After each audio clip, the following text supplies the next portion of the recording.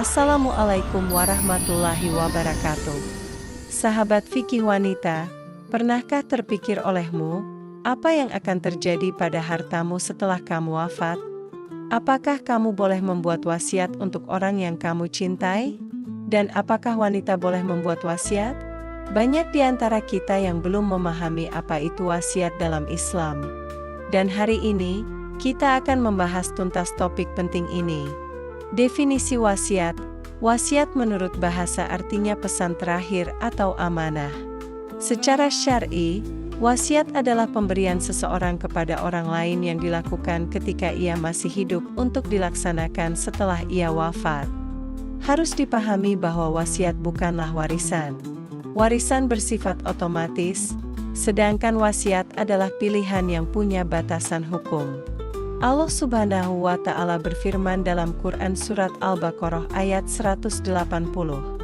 Diwajibkan atas kamu, apabila seorang di antara kamu kedatangan tanda-tanda maut, jika ia meninggalkan harta yang banyak, berwasiat untuk ibu bapak dan karib kerabatnya secara ma'ruf. Ini adalah kewajiban atas orang-orang yang bertakwa. Ayat ini menjadi dasar hukum disyariatkannya wasiat dalam Islam.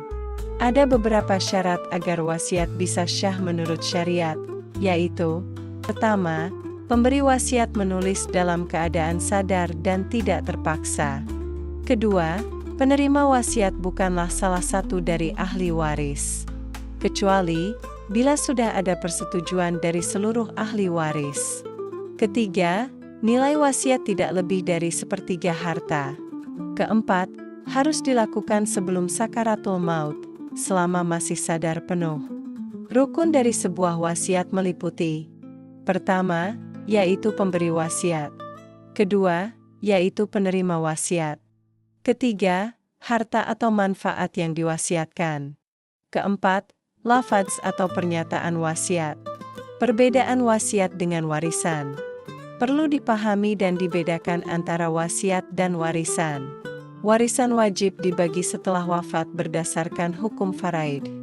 Sementara wasiat adalah kehendak seseorang yang bisa diberikan maksimal sepertiga dari total harta. Lalu, apakah jika wanita membuat wasiat diperbolehkan? Jawabannya, boleh.